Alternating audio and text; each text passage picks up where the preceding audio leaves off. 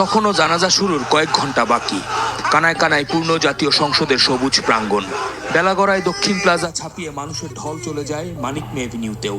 ইনকিলাব ইনকিলাব ইনকিলাব জিন্দাবাদ।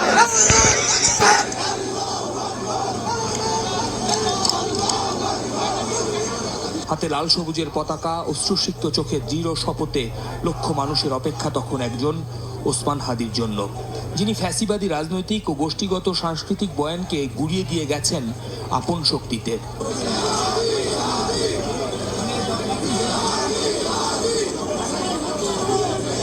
জানাজা শুরুর কয়েক মিনিট আগে পতাকা মোড়ানো হাদির কফিন যখন আসে জাতীয় সংসদ ভবন প্রাঙ্গণে, আবেগঘন এক মুহূর্ত চারপাশে।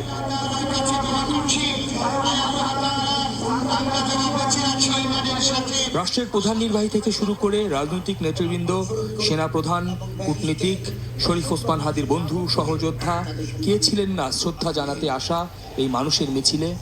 জানাজার আগে হাদির স্বল্প জীবনের কর্মময় অধ্যায় তুলে ধরেন ধর্ম উপদেষ্টা। বাংলাদেশের মানুষের গণতান্ত্রিক অধিকার কেড়ে নেওয়া ফ্যাসিস্ট আওয়ামী লীগের বিরুদ্ধে পরবর্তী সবচাইতে তীব্র কণ্ঠস্বর। হাদিশূন্য ময়দানে দ্ব্যর্থহীন বক্তৃতা নিয়ে হাজির হন ইনকিলাব মঞ্চের সদস্য সচিব আব্দুল্লাহ জাবের। দিল্লি না ঢাকা, বজ্রকণ্ঠে জানিয়ে দেন খুনিদের গ্রেফতারের দাবি আর হাদির অসমাপ্ত কাজ বাস্তবায়নের অঙ্গীকার। আগামী 24 ঘন্টার মধ্যে স্বরাষ্ট্র উপদেষ্টা এবং সহকারী উপদেষ্টা খোদাবাদ তাদেরকে জনতার সম্মুখে এসে তারা এই খুনের ব্যাপারে গত এক সপ্তাহ ধরে কি পদক্ষেপ নিয়েছে তা জনসম্মুখে জানাতে হবে। যদি তারা জানাতে না পারে তাহলে তাদেরকে পদত্যাগের জন্য প্রস্তুত থাকতে হবে। স্পষ্টভাবে বক্তব্য রাখেন প্রধান উপদেষ্টা ডক্টর মোহাম্মদ ইউনূস। বলেন, হাদি থাকবেন সবার হৃদয়ে। তুমি কোনোদিন কেউ তোমাকে ভুলতে পারবে না।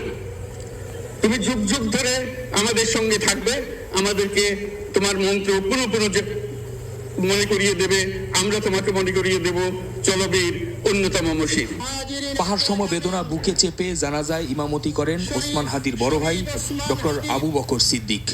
প্রিয় অনুজের স্মৃতিচারণ করে দোয়া চান দেশবাসীর কাছে।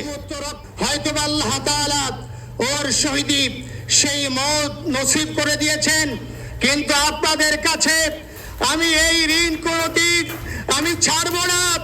আমার ভাই শরীফ ওসমান হাদির বিচার যেন প্রকাশ্যে এই বাংলার জমিনে আমরা দেখতে পারি।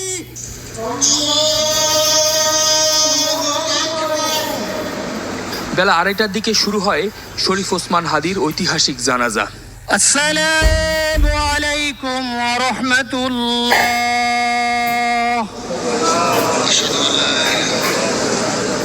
স্বাধীনতা সার্বভৌমত্বের প্রশ্নে আপোষ নয় কোনো মতেই। যেভাবে মৃত্যুকে আলিঙ্গন করতে চেয়েছিলেন তিনি, ঠিক সেভাবেই বীরের বেশে বিদায় নিলেন শরীফ ওসমান হাদি। চোখের জলে শ্রদ্ধার ভালোবাসায় শরীফ ওসমান হাদিকে বিদায় জানালো বাংলাদেশ। তার নামাজে জানাজায় আসা এত হাজার লক্ষ মানুষ, তারা সবাই শরীফ ওসমান হাদির যে প্রত্যাশা ছিল, আকাঙ্ক্ষা ছিল ইনসাফ ভিত্তিক নতুন বাংলাদেশ গড়ার, সেই বাংলাদেশ গড়ার শপথ করেন সবাই। অন্তিম যাত্রায় এক বিপ্লবী আত্মা, সংগ্রামের সারথীরা এগিয়ে যাচ্ছে পায়ে পায়ে। সবার মিলিত স্রোত মিশে গেছে বিদ্রোহীর অনক্লান্ত সেই যোদ্ধাকে শ্রদ্ধা জানাতে। শহরে যেন এক হ্যামিলনের বাসিওয়ালা হয়ে এসেছিলেন 32 বছরের টকবগে যুবক, এক তরুণ তুর্কি শহীদ শরীফ ওসমান বিন হাদি। রাজনীতিতে যার পদার্পণ মাত্র 1.5 বছরের, কিন্তু কি এমন ছিল এই বিপ্লবীর কণ্ঠে যার মাদকতায় লাখ লাখ মানুষ অশ্রুসিক্ত নয়নে বিদায় জানাচ্ছে। সার্বভৌমত্ব রক্ষার তিনি প্রতীক হয়ে উঠছিলেন। সেই জায়গা থেকে আমরা মনে করছি যে এই ওসমান হাদিকে হারানো বাংলাদেশের জন্য অনেক বড় একটি অপূরণীয় ক্ষতি। ভারতীয় যে আগ্রাসন, আমাদের যে আমলেকে যে আগ্রাসন, এই আগ্রাসনটা আমাদের বাইরে দিতে হবে। আর হাদির মতো রাজনীতিবিদ পৃথিবীতে বারবার আসে না। এখন ঢাকার আনাচ কানাচ থেকে শুধু নয়, দূর দূরান্তের গ্রাম থেকেও বহু অচেনা মানুষ ছুটে এসেছেন ওসমান হাদির এই বিরচিত বিদায় আয়োজনে। এখানে আমরা মূলত আসছি নারায়ণগঞ্জ থেকে। আমরা এখানে একটা উদ্দেশ্যে আসছি যে আমাদের হাদি ভাইয়ের রক্ত বৃথা যায়নি, এটা আমাদেরকে বোঝাতে হবে। হাদি শুধু